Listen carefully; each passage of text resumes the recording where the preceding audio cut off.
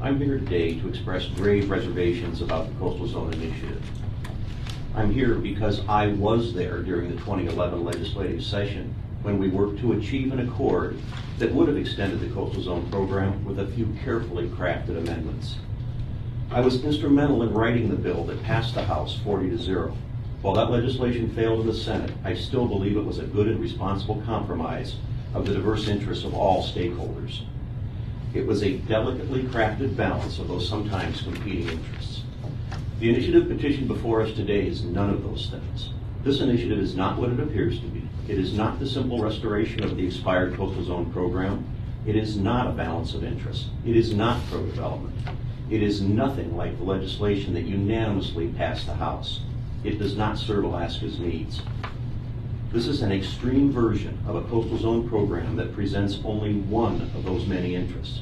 This initiative is a version that, from my experience in the 2011 session, would have been a non-starter for all but the most fervent advocates of the most restrictive program. The 2011 discussion began with a functioning program built over 25 years that was far from the dictate in this initiative.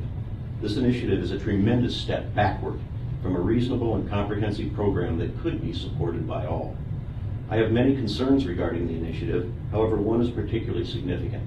This initiative usurps the sovereign authority constitutionally vested in the elected representatives of the people, and it places that authority in a board that is in fact controlled by 9 unelected persons, 9 persons who are accountable to no one and who will effectively have greater power than the entire constitutional government. This is not good policy.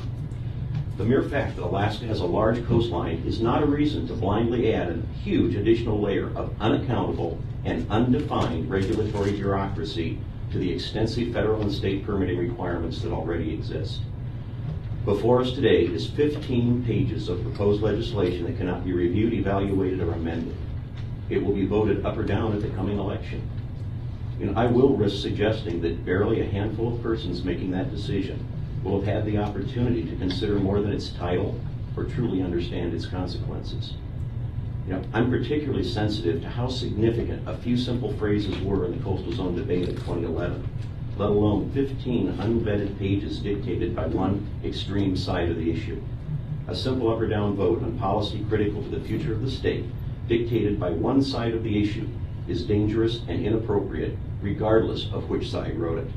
I respect the initiative process tremendously, but this is not the way complex legislation affecting the lives of every Alaskans and the economic future of our state should be created.